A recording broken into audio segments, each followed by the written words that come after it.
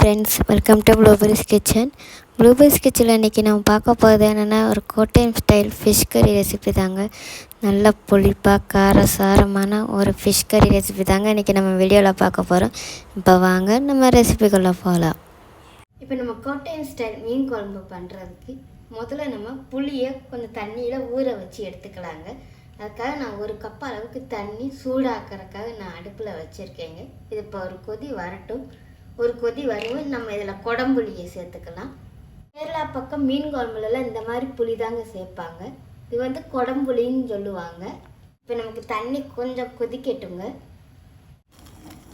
பாருங்க ஃப்ரெண்ட்ஸ், நமக்கு இப்போ தண்ணி நல்லா கொதிக்க தொடங்குது.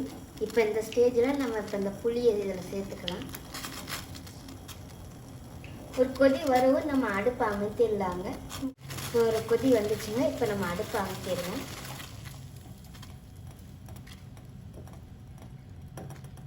அடுப்பை அமுத்திட்டு இதை இப்போ நம்ம வந்துட்டு மாற்றி வச்சுக்கிடலாங்க. நம்ம இந்த கோட்டயம் ஸ்டைல் மீன் குழம்பு இன்றைக்கி நம்ம இந்த மண்சட்டியில் தாங்க பண்ண போகிறோம். இப்போ நமக்கு பாத்திரம் சூடாகட்டும். இப்போ நமக்கு மண்சட்டி நல்லா சூடாகிடுச்சுங்க. இதில் இப்போ கொஞ்சோண்டு தேங்காய் எண்ணெய் சேர்த்துக்கலாம். இப்போ நமக்கு எண்ணெய் நல்லா சூடாகிடுச்சுங்க. அரை டீஸ்பூன் அளவு கடுகு, 10 வெந்தயம் போல் சேர்த்துக்கலாம். இப்போ நமக்கு கடுகு வெந்தயம் நல்லா பொரிஞ்சு வருதுங்க. இப்போ நம்ம இந்த ஸ்டேஜில் கொஞ்சோண்டு இஞ்சியும் பூண்டு இந்த மாதிரி நிகழமாக கட் பண்ணி வச்சுருக்கேன். இப்போ நம்ம இதில் சேர்த்துக்கலாம். கொஞ்சமாக சின்ன வெங்காயம் நம்ம சேர்த்துக்கலாங்க. வெங்காயத்தை நம்ம நல்லா வதக்கி எடுத்துக்கலாம். கண்ணாடி பத அளவுக்கு நம்ம வதக்கி எடுத்துக்கலாங்க. நமக்கு இப்போ வெங்காயம் நல்லா வதங்கி வந்துச்சுங்க. இப்போ நம்ம இதில் மீடியம் சைஸில் ஒரு தக்காளி இந்த மாதிரி பேஸ்ட்டாக எடுத்து வச்சுருக்கேங்க. இப்போ நம்ம இதை தக்காளியே இது கூட சேர்த்துக்கலாம். நான் இன்றைக்கி உரப்புக்காக மிளகாப்பொடி மட்டும்தாங்க நான் சேர்க்குறேன். வேறு பச்சை மிளகா ஒன்றுமே நான் சேர்க்கலை. அரை டீஸ்பூன் அளவுக்கு மிளகாப்பொடி, 1/4 டீஸ்பூன் அளவுக்கு மஞ்சள்பொடி, 1/2 டீஸ்பூன் அளவுக்கு மல்லிப்பொடி, 1/2 டீஸ்பூன் அளவுக்கு மல்லிப்பொடி. இப்போ இந்த மீன் குழம்புக்கு தேவையான அளவு உப்பு நான் இந்த ஸ்டேஜில் சேர்த்துறேங்க. நான் இப்போ சேர்த்துருக்கிற மசாலாவோட பச்சை வாசனை போய் எண்ணெயெல்லாம் தெளிஞ்சு வர அளவுக்கு நல்லா குக் பண்ணி எடுத்துக்கணுங்க.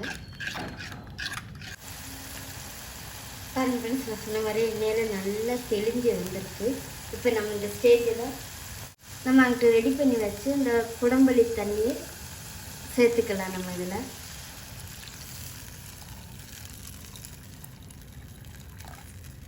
இப்போ நமக்கு இது ஒரு கொதி வரட்டுங்க. ஒரு கொதி வரவும் நம்ம இதில் மீனை சேர்த்துக்கலாம். பாருங்க நமக்கு இது நல்லா கொதிக்குது. இப்போ நம்ம இதில் மீனை சேர்த்துக்கலாம்.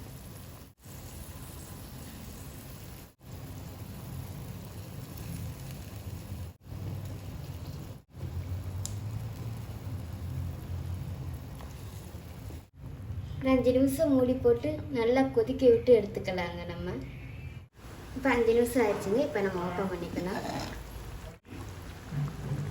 அவ்வளோதான் ஃப்ரெண்ட்ஸ், இப்போ நம்மளோட அருமையான கோட்டயம் ஸ்டைல் மீன் கறி ரெடி ஆயிடுச்சு.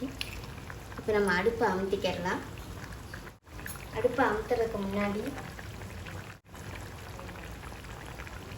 கொஞ்சமாக தேங்காய் எண்ணெய் சேர்த்துக்கோங்க, கொஞ்சமாக கருவேப்பிலை.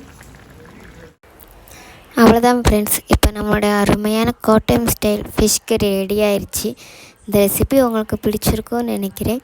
பிடிச்சிருந்துச்சுன்னா மறக்காமல் ட்ரை பண்ணி பாருங்கள்.